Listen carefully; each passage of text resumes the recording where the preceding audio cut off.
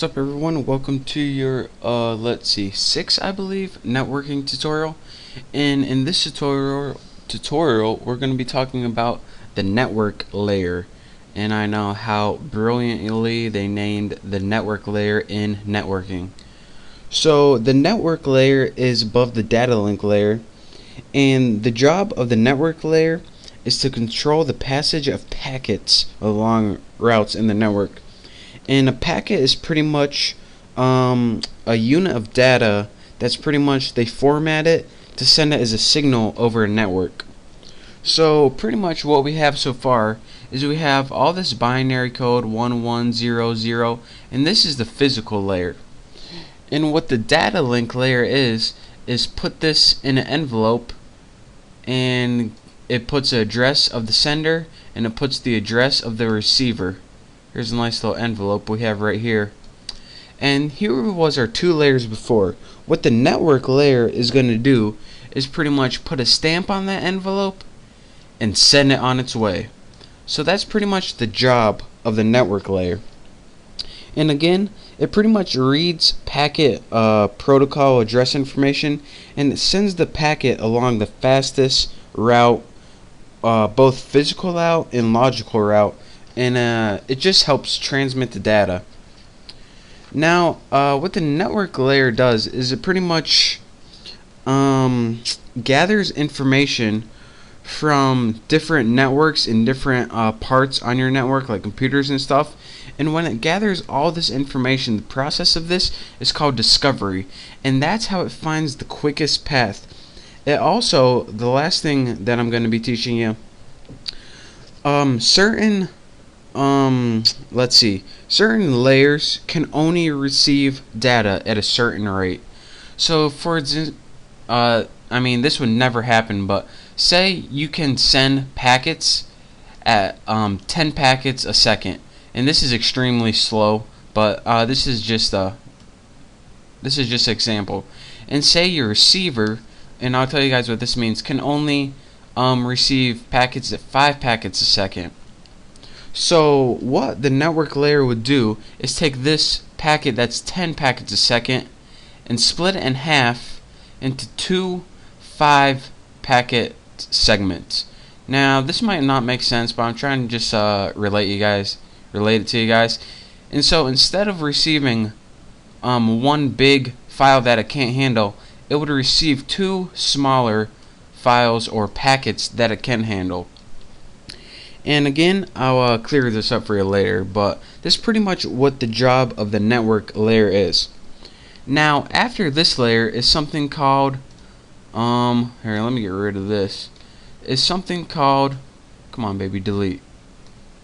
There we go. After the network layer is something called the transport layer. Now, what the transport layer is, the main job of this is pretty much to ensure that the data is sent and received in the same order.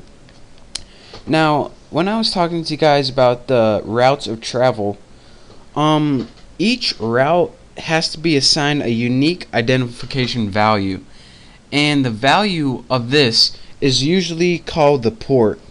Now, the port is identified in the transport layer. Let me get out my drawing tool because drawing is always fun. So say you want to send something from here to here. There are a bunch of different routes from here to here, or maybe way off in here. What the transport layer does, and we'll name this trans so you guys know what I'm talking about, is it goes through all of these ports and it finds the quickest one, and it also assigns a value for each of these, just like you assign a highway. And this helps with error checking and stuff like that. And another thing that the transport layer do is it breaks or it sends messages into smaller units when let's see, how can I explain this? When you have one protocol, oh man, you guys aren't gonna understand that, but pretty much it helps with a network layer when sending when you have one protocol right here, and this computer can handle things differently from this computer. So pretty much the transport layer, it looks at all the ports gives them an assignment number, and also helps the network layer send the data through each one of these ports. So the transport layer and network layer, you're pretty much thinking, alright, aren't those like the same thing?